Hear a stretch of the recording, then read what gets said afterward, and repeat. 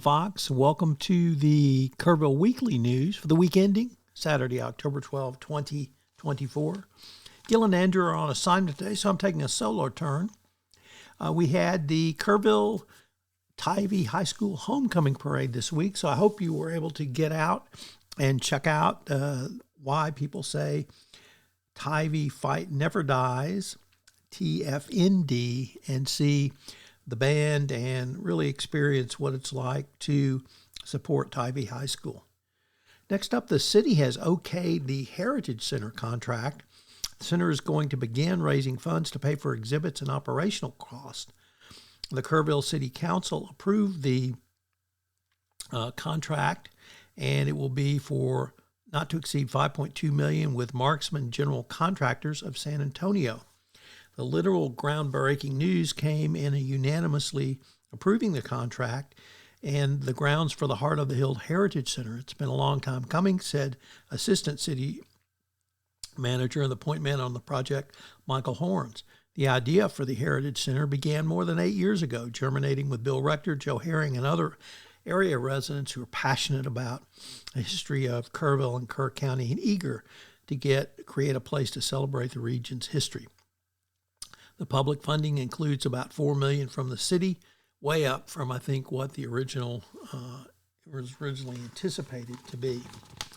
Next up, the Bluewood apartment complex has formalized an incentive agreement with the city of Kerrville for the building of the apartment complex. It will be near the Kerrville Sports Center on Holdsworth Drive off Caillou Boulevard.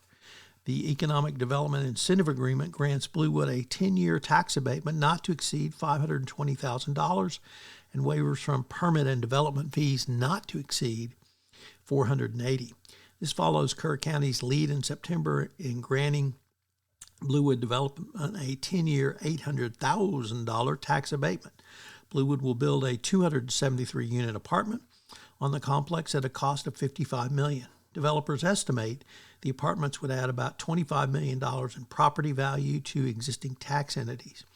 Current value of the undeveloped land is approximately $146,000. The construction timeline itself is scheduled to be in about 25 months.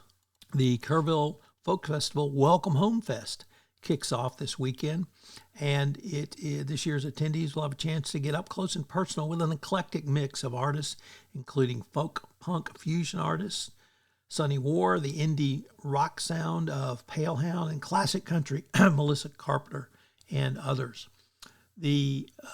Additionally, there will be the Blue Hit and Cow and the Electric Joint.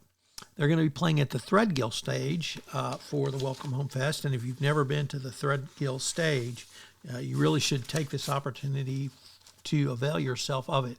It is an intimate theater that is great for both the musicians and the audience. So check out the Welcome Home Fest at the Kerrville Folk Festival. The Hill Country Youth Orchestra will be having a high tea fundraiser on Saturday, October 19th. So that's next Saturday. It is a great way to support the Hill Country Youth Orchestra. It's one of the top youth orchestras literally in the country, starting with kids as young as 5 and 6 and all the way through high school. It provides instruments and education at no charge to teach the wonders of orchestral music and students how to play orchestra instruments. It can lead to literally a lifetime love of music, but also a lifetime of working in this industry. So check out the Hill Country Youth Orchestra at hcyo.org for more information on the upcoming high tea. It will be held at the Museum of Western Art, so you have an opportunity to see the most recent exhibit and listen to some great music. There'll be a great raffle and some other prizes as well. So check out the Hill Country Youth Orchestra High Tea on September 19th. And our final story is the Rotary Club of Kerrville will be holding their annual Pints, Pumpkins, and Polio event to raise funds for polio eradication. It's Thursday, October 24th, and the goal is to raise $10,000 for polio eradication efforts worldwide. The event this year will be held at the Dieter Center, and you can check out the Rotary website for more information on this most worthwhile cause to help eradicate a terrible disease. This is Tom Fox. I hope you enjoyed this edition of the Kerrville Weekly News Roundup. This podcast is a production of the Texas Hill Country Podcast Network. If you've enjoyed this podcast, I hope you will subscribe or rate and review this podcast wherever great podcasts are listened to. I hope you'll join Gilbert, Andrew, and myself next week where we take a look at some of the top stories from Kerrville and the surrounding Hill Country area. Thanks so much for listening.